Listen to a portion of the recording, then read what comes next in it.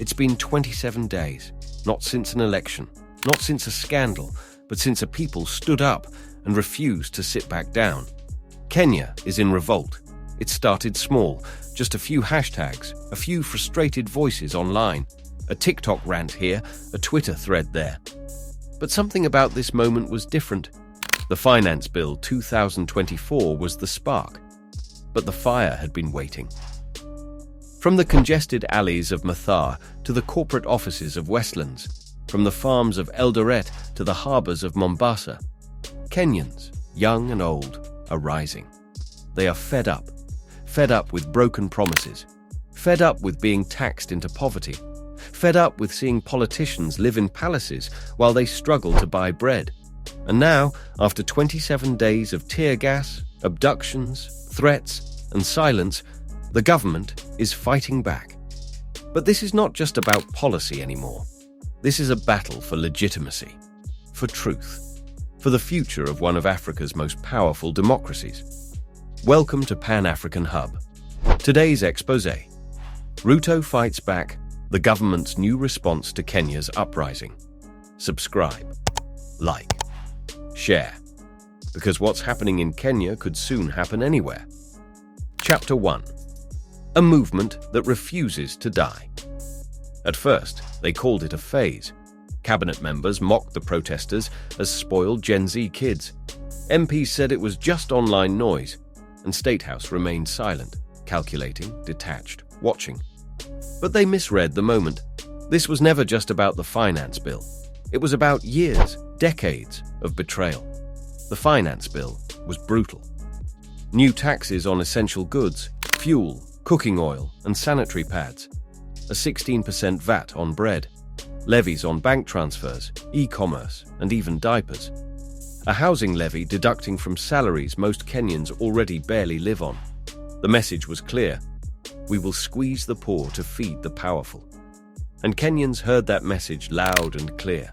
But what shocked the people even more was how bold the political elite had become. MPs getting 2 million shilling car grants while hospitals lacked basic medicine. State officials travelling abroad as citizens begged for a fuel subsidy. A government that claimed to be broke, yet still budgeting billions for new offices, bodyguards, and allowances. It felt like an insult. It felt like a slap in the face, and it was the final straw. When the protests began, they were peaceful. Young people marched with placards reading, "We are not your cash cow. Hustler nation betrayed us. No taxation without representation." They sang. They danced. They chanted the national anthem with tears in their eyes. But within days, the tone shifted. Not because the youth became violent, but because the state did. Riot police flooded the streets of Nairobi. Live bullets were fired into unarmed crowds. Journalists were tear-gassed while filming. University students were chased, cornered, and beaten in broad daylight.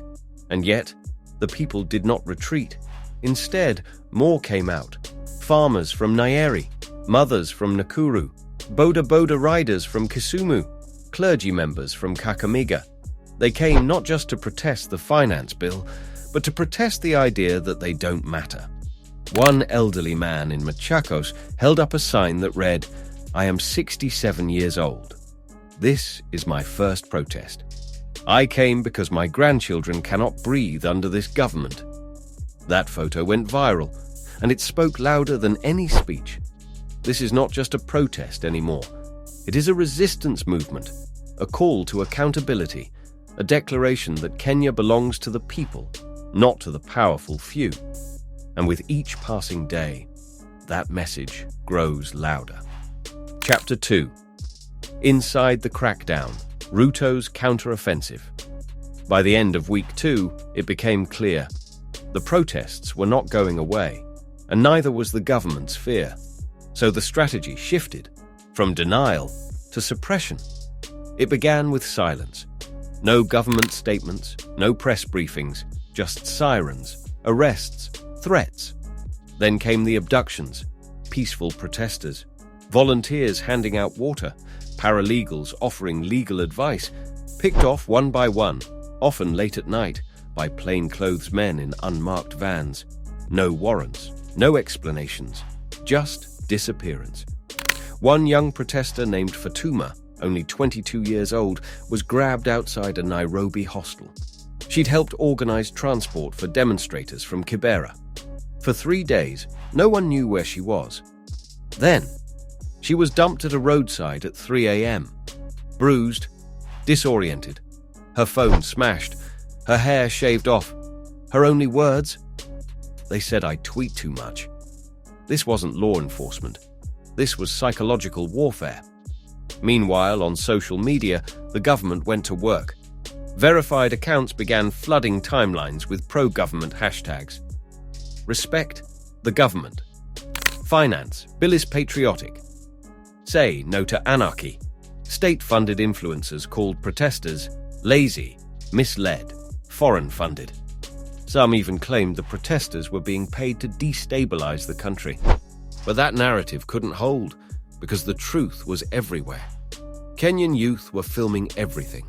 Tear gas launches, rubber bullets, police dragging boys into alleyways, and they weren't just uploading to TikTok. They were live streaming on Instagram, Twitter, and YouTube in real time. The world was watching. So the state doubled down, digitally. Several protest accounts suddenly disappeared. Others were hacked, defaced, or suspended. Internet access in some areas, especially around Nairobi CBD, became patchy during peak protest hours. Multiple digital rights groups now believe Kenya's state agencies use signal jamming and surveillance tech sourced from abroad to track activists' movements via facial recognition and geolocation. One unnamed cybersecurity expert said, "It's like they're testing tools made for war on their own youth." Even journalists weren't spared. In Eldoret, 2 reporters were assaulted while covering police beatings. In Kisumu, a local radio station that aired protest voices had its license temporarily suspended. Nation Media Group published an editorial titled, "You Cannot Tear Gas the Truth." It was taken offline in under 12 hours. The repression reached a fever pitch on July 2nd, when protesters marched toward Parliament for the 3rd time. Police opened fire with rubber bullets and water cannons laced with chemical irritants. Medical tents were dismantled. Volunteer doctors were arrested on site. Footage of a student being dragged by his dreadlocks across the pavement trended globally. His name? Kibet, a 3rd-year architecture student. His crime? He held up a sign that read, "Designing a Better Kenya." And yet, through all of this, the marches continued. In Meru, in Garissa, in Busia, protesters marched without fear, because this movement was no longer just about taxes. It was about dignity. It was about not being silenced in your own country. But the cost was rising. Parents searching hospitals for their children. Young people permanently injured. At least 3 confirmed deaths, and many more suspected. One woman cried on live TV. "My son was not a criminal. He only wanted bread to be cheaper." That clip, viewed over 2 million times, pierced the national consciousness.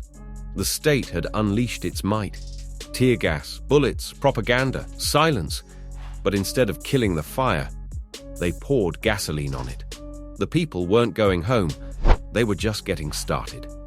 Chapter 3. Scars of Resistance. The people pay the price.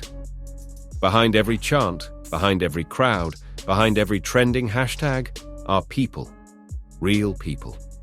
With names, families, dreams, and now scars. This uprising has come at a cost. And it's not just political. It's deeply personal. Ask David, 19 years old, who lost sight in one eye after being hit by a rubber bullet in Kisumu. He was photographing a protest for a college project. Or Tasha, a single mother from Nakuru who was trampled during a police stampede while trying to shield her daughter. Her spine was fractured. She hasn't walked in 3 weeks. Her daughter now sleeps under the bed every night, afraid that the police will come through the door. These are the stories that don't go viral, that don't get hashtags, that don't make it to the newspapers. But they are the human cost of defiance, and for every face you see on your screen, there are hundreds you don't. In hospitals across Nairobi, young people are being treated not just for injuries, but for trauma, anxiety, panic attacks, PTSD. Volunteers have started offering free counseling hotlines, many run by psychology students and therapists who support the cause. One therapist, Mary Wanjiru, told local media, "We thought this would be a political crisis. It's actually a mental health one." At the same time, the protest movement has become more organized than ever. Food stations, medical tents, legal assistance pop-ups, anonymous ride services to get injured youth out of danger zones, secret data drops to preserve video evidence in case phones are confiscated. This is not chaos. This is community. The people are protecting one another because the state is not. One moment that touched hearts across the country happened in Mombasa on July 5th. A group of elderly women walked into a protest wearing white kangas and carrying rosaries. They formed a circle around young demonstrators, shielding them from riot police. One said, "We have lived through Moi. We survived Kibaki. We will not let Ruto destroy our children." A photo of the moment went viral. The headline read, "Grandmothers of Resistance." And now, the world is responding. In the US, Kenyan diaspora organizations held rallies in Washington, D.C. and New York. In Ghana, youth groups painted murals in solidarity. In Nigeria, the hashtag #WeStandWithKenya trended for 2 days straight. African artists, poets, athletes, even Grammy-winning musicians have spoken out. "This is not just a Kenyan moment," said Nigerian activist Aisha Yesufu. "This is Africa rising. International human rights organizations are now calling for action. Human Rights Watch has demanded an independent investigation. Amnesty International has urged a halt to police violence. The United Nations has called for immediate dialogue between protest leaders and the government. But so far, no formal outreach has been made by Ruto's office. Not even an offer for conversation. Not a single public meeting with organizers. Instead, the response from government officials has ranged from denial to gaslighting. One MP suggested protesters were high on drugs. Another said it was fashionable to protest. Yet another claimed no violence had occurred, even as news channels aired footage of bloodied youth. This tone-deaf response has only strengthened the resistance, because you cannot silence a generation that has already risked everything. And make no mistake, the youth know this isn't over. They know the fight will be long.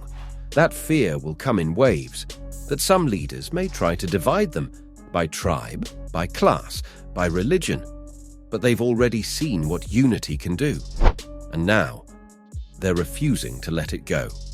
Chapter 4. Ruto's Reckoning, the Road Ahead.